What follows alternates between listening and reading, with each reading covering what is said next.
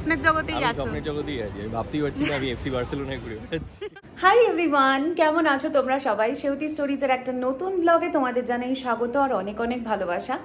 আজকের দিনের আইটিনারি আমরা এখনো সেট করিনি, কারণ আজকে আমি একা বেরোচ্ছি না, আমার সঙ্গে বেরোচ্ছে সৌরভও। অনেক কষ্টে আজকের দিনটা যেহেতু খুব একটা ইম্পর্টেন্ট কিছু অ্যাটেন্ড করার নেই, তো সেই জন্য সৌরভ বললো যে ঠিক আছে আজকের দিনটা আমি সময় দিতে পারি।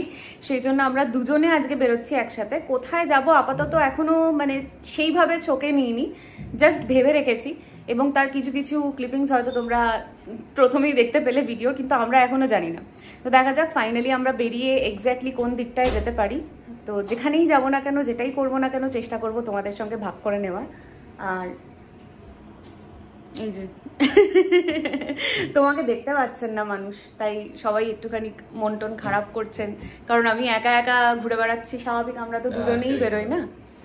তো দেখা যাক আজকে আমরা কোথায় যাই, বাইরে বেরিয়ে তারপর তোমাদের সঙ্গে আবার দেখা হচ্ছে।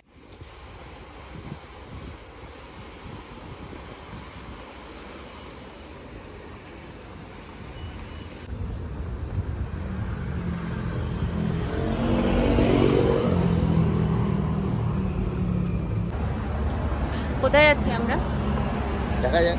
আমরা একটা বড় রাস্তার মোড়ে দাঁড়িয়েছি, এবারে এদিকে মনে হবে সেদিকে বেঁকে যাবো। ঠিক আছে, চলো দেখা যাক। আমরা একটু রাস্তা দেখি।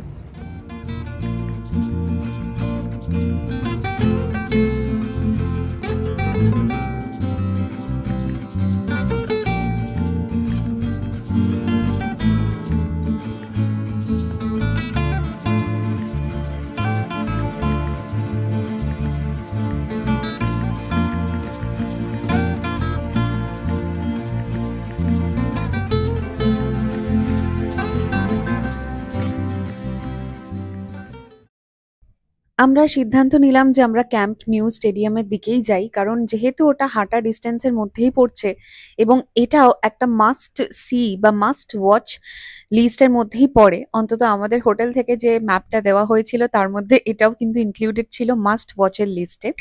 তাই যাওয়ার পথে একটা জিনিস লক্ষ্য করলাম যে বার্সেলোনার যে নিজস্ব একটি কালার রয়েছে সেটা হলো ব্রিক রেড কালার, আর এখন আমরা যে বিল্ডিংটার সামনে দাঁড়িয়েছিলাম সেটা হচ্ছে ইউনিভার্সিটি অফ বার্সেলোনা। তোমরা দেখতেই পাচ্ছ যে এখানে কিরকম একটা ব্রিক রেড রং রয়েছে, এবং সেটা শুধুমাত্র এই বিল্ডিংয়েই নয়, অন্যান্য অনেক বিল্ডিংয়েই কিন্তু এই সেম কালারটা ফলো করা হচ্ছে। আর এই যে এখানে দেওয়া রয়েছে এফসি বার্সেলোনা। আর ঠিক 2 মিনিট পরেই দেখতে পেলাম সেই ক্যাম্প নিউ স্টেডিয়ামটি, যেখানে ঐতিহাসিক সমস্ত ম্যাচ হয়ে রয়েছে। তবে বর্তমানে এই ক্যাম্প নিউ স্টেডিয়ামটি আন্ডার কনস্ট্রাকশন, কারণ এইটিকে সম্ভবত আরেকটু বড় করা হচ্ছে, অথবা অন্য কোনো দিক থেকে একটু বেটার কনস্ট্রাকশনের দিকেই হয়তো নিয়ে যাওয়া হচ্ছে। আমরা সঠিক কারণটা জানি না, তবে এইটি হলো সেই ঐতিহাসিক স্টেডিয়ামটি। সৌরভ বলছে যে আমরা যেখানেই যাই সেখানেই কনস্ট্রাকশনের কাজ হয়। আমরা অলমোস্ট এসেই গেছি, ঢুকি ভেতরে, তারপরে দেখি করা যায়।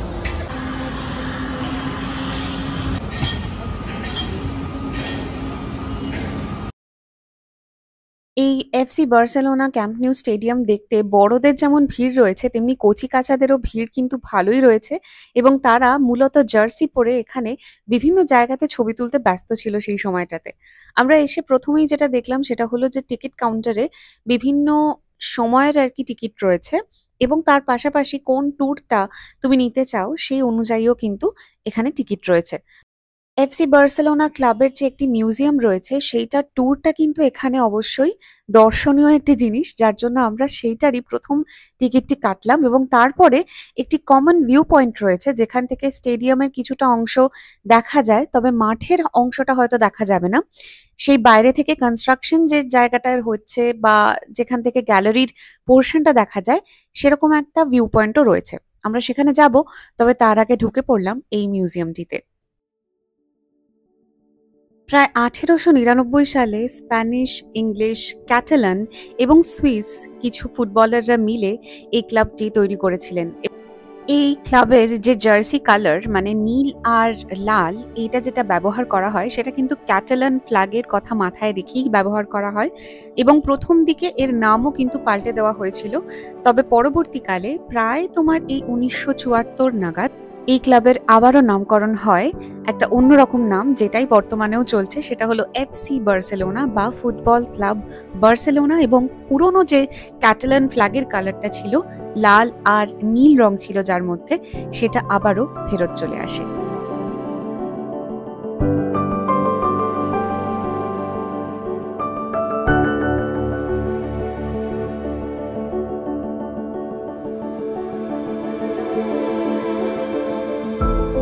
বিভিন্ন সময়ের ফুটবল, তার পাশাপাশি ট্রফি এবং সেই সঙ্গে সেই সময় ব্যবহৃত জার্সি, যেখানে প্লেয়ার্সরা সই করে দিয়েছেন, সেগুলো কিন্তু এভাবে প্রিজার্ভ করা হয়েছে, এত সুন্দর করে রাখা রয়েছে ডিসপ্লেতে। আর তার পাশাপাশি বর্তমান এফসি বার্সেলোনা ক্লাবে যারা খেলোয়াড়রা রয়েছেন, সেটা মেয়েদের টিমে হোক কিংবা ছেলেদের টিমে, সেটাও কিন্তু একটার পর একটা স্ক্রোলিংয়ের মাধ্যমে দেখা যাচ্ছে যে কোন কোন প্লেয়ার্সরা বর্তমানে খেলছে।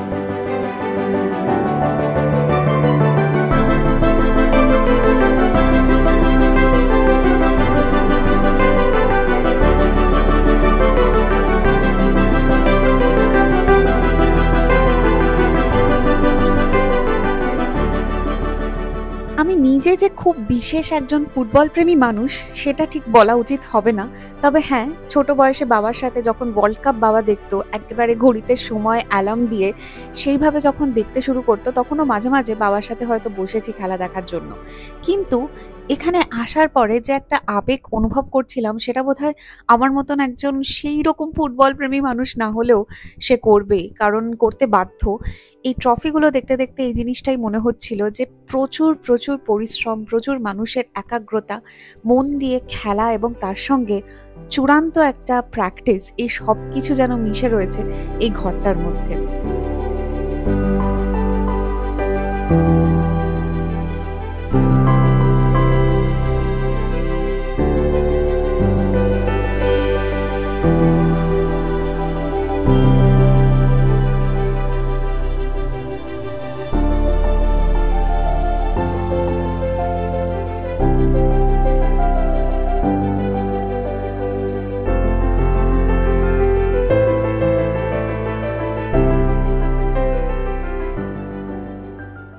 জনপ্রিয় প্লেয়ার্স যারা এই এফসি বার্সেলোনা টিমের হয়ে খেলেছেন, তাদের জার্সি রয়েছে এখানে এবং তাদের ব্যবহৃত জার্সিগুলিই এখানে রাখা রয়েছে।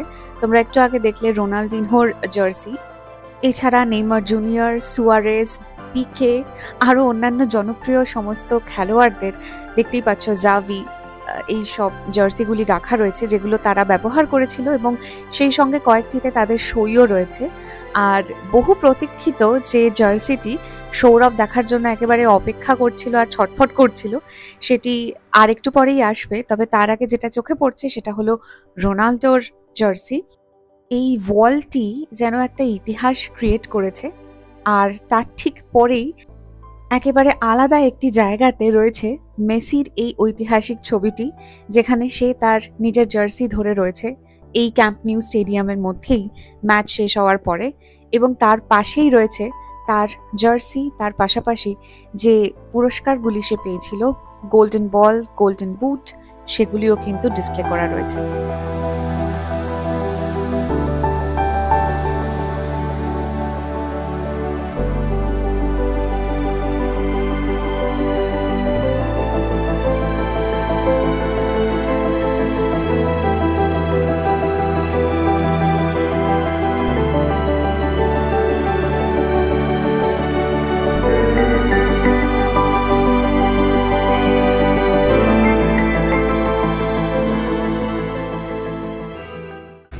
কেমন এক্সপিরিয়েন্স? তুমি তো মনে হচ্ছে পুরো এখনো স্বপ্নের জগতেই আছো। স্বপ্নের জগতেই আছি, আমি ভাবতেই পারছি না আমি এফসি বার্সেলোনায় ঘুরে বেড়াচ্ছি। ছবিগুলো তুলে ভালো লেগেছে?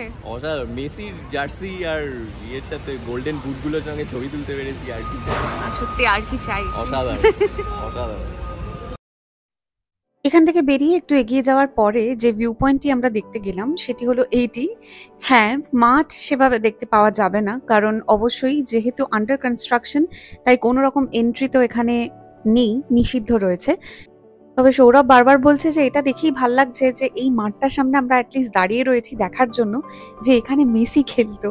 কারণ যেহেতু সৌরভ বিশাল রকমভাবে মেসি ভক্ত, সেই জন্য ওর এটা মনে হচ্ছে। এবং আমি জানি যে যারা দেখছো, যারা এই রকমভাবে ফুটবল ভালোবাসো, তাদের কাছে এটা একটা অবশ্যই স্বর্গীয় স্থান হিসেবেই তোমরা দেখবে। আমার বন্ধু-বান্ধবরাও সেই একই রকমভাবে রিঅ্যাকশন দিয়েছিল তারা যখন ছবিগুলি দেখেছিল। আর আমরা এখন যেখানে রয়েছি সেটা হলো একটি সুভেনিয়ার শপ। অবশ্যই এখানে যখন এসেছি কিছু না কিছু তো নিয়ে যেতেই হবে। এখানে বিভিন্ন রকমের জিনিস রয়েছে, যেমন ফ্রিজ ম্যাগনেট, মাগস রয়েছে, এছাড়া জার্সি রয়েছে, হুডি, তার পাশাপাশি টি-শার্ট এবং সোয়েট শার্ট, আরও অন্যান্য অনেক ধরনের জিনিস রয়েছে। কনফারেন্সের হেক্টিক শিডিউল থেকে সময় বার করে সৌরভ যে এই জায়গাটায় এসে এতটা এক্সাইটেড হবে আর আনন্দিত হবে, সেটা আমি আগে থেকেই জানতাম, কারণ ওর এটা আসার একটা স্বপ্ন ছিল এবং জিনিসগুলো যেভাবে ও দেখছিল ভালোবাসা নিয়ে, আমার মনেই হচ্ছিল যে কিছু না কিছু তো এখান থেকে নেবে। যা যা নেওয়া হয়েছে অবশ্যই তোমাদের আমি হোটেলে গিয়ে দেখাবো। আর তার পাশাপাশি আমরা এখন চলে এসেছি বার্সা ক্যাফেতে খাওয়া দাওয়া করতে, কারণ লাঞ্চ টাইম তো হয়েই গেছে। তাই এখানে নেওয়া হয়েছে অরেঞ্জ জুস, আর সৌরভ নিয়েছে আর আমিও নিয়েছি একটা স্যান্ডউইচ, যেটার মধ্যে রয়েছে চিজ আর ওই সেম হ্যাম স্ট্রিপস রয়েছে, এবং খুবই ভালো খেতে ছিল। আর খাবারটা খেতে খেতে সৌরভ বলল যে খেয়ে নিয়ে না আরো একবার ওই সুভেনিয়ার শপটায় যাব, এবং যাওয়ার পরে ও একবার ট্রাই করে দেখলো এই হুডিটা। কিন্তু আমি ওকে রিকোয়েস্ট করলাম, প্লিজ হুডিটা এখন নেওয়ার কোনো মানে নেই, কারণ এইটা নিলে যেটা হবে তোমাকে আবার অপেক্ষা করতে হবে শীতকালের জন্য। তাই অবশেষে আমরা হোটেলে ব্যাক করেছি এবং কি কি নিয়েছি সেটাই একবার তোমাদের সঙ্গে আমি শেয়ার করি। প্রথমত হচ্ছে যে এই জার্সিটা সৌরভ নিয়েছে, এটা জাস্ট একটা মেমেন্টো হিসেবে রেখে দেওয়ার জন্য, কারণ ওখানে গিয়ে এরকম একটা জার্সি যদি তুমি না কেনো তাহলে তো বুঝতেই পারছো যে পরে সেই মন খারাপটা থেকেই যাবে। তাই অবশ্যই সৌরভ একটা এরকম জার্সি নিয়েছে, তার সাথে একটা ক্যাপও নিয়েছে যেখানে এফসিবির লোগোটা রয়েছে। আর আমার নেওয়ার মধ্যে রয়েছে অবশ্যই একটা ফ্রিজ ম্যাগনেট, যেটা আমি তো কালেক্ট করে থাকি জানোই। আর তার পাশাপাশি একটা কি রিং নিয়েছি, আর এইটা বেশ ভালো লাগলো, এটা একটা পেন, যেটা অবশ্যই ইঙ্ক পেনের মতন কালি রয়েছে। আর এইখানে এই যে লোগোটি রয়েছে সেটাই হলো একটা দর্শনীয় জিনিস। পেনটা অবশ্যই রিফিল তো করতেই হবে এই কালি শেষ হয়ে যাওয়ার পরে, আর এটা চিরদিনের মতন একটা স্মরণীয় জিনিস হয়েই থাকবে। তবে হ্যাঁ, তার থেকেও যেটা আরো একটা ইন্টারেস্টিং জিনিস রয়েছে সেটা হলো এইটা, যখন আমরা মিউজিয়ামে ঢুকছিলাম তার ঠিক মুখেই কিন্তু একটা ছবি তোলার ব্যবস্থা ছিল, এবং ছবিটা তোলার পরেই ওরা একটা কার্ড দিয়ে দিয়েছিল, যেটা আরেকটি স্টোরে দেখালে এই ছবিটি প্রিন্ট করে দেবে। অবশ্যই তোমাকে এটা কিনতে হবে, তবে হ্যাঁ, যেভাবে ওরা সাজিয়ে দিয়েছিল সেইটা না দেখার মতন। এফসি বার্সেলোনা ফুটবল ক্লাবের একটা ছোটখাটো ইতিহাস এবং যে যে কাপগুলি এই ক্লাবটি জিতেছে সেটাও কিন্তু প্রপারলি এখানে দেওয়া রয়েছে, যাতে তুমি একই পাতার মধ্যে সমস্ত ইনফরমেশন খুব অনায়াসেই পেয়ে যেতে পারো।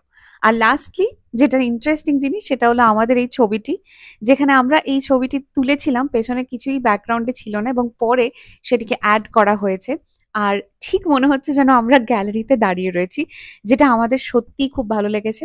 সৌরভ বলছে যে এই ছবিটা হয়তো ও বাঁধাবে, কিন্তু আমার মনে হয় যে এটা এই ফোল্ডারটার মধ্যে যদি রেখে দেওয়া যায় তাতেই কিন্তু একটা খুব সুন্দর স্মৃতি হয়ে থাকবে। তোমাদের কেমন লাগলো সেটা কিন্তু অবশ্যই আমাকে জানিও। আর তোমার কাছের ফুটবল প্রেমী মানুষটির সঙ্গেও কিন্তু পারলে এই ভিডিওটি শেয়ার করো, কারণ আমি জানি যে সেও কিন্তু খুবই এক্সাইটেড হয়ে যাবে এইরকম একটি জায়গা দেখে। অবশ্যই সে যদি এফসি বার্সেলোনার বিশেষ ভক্ত হয়ে থাকে তাহলে তো বটেই। আর ভিডিওটা আজকে তাহলে এখানেই শেষ করছি। কেমন লাগলো অবশ্যই কিন্তু কমেন্ট করে জানিও, আর যদি ভালো লাগে তাহলে একটা লাইক করে দিও। খুব শীঘ্রই দেখা হচ্ছে নতুন আরেকটা বার্সেলোনার ব্লগে তোমাদের সকলের সঙ্গে। তোমরা সবাই খুব ভালো থেকো, সুস্থ থেকো আর সাবধানে থেকো। আর আজকের মতন জানাই বাই।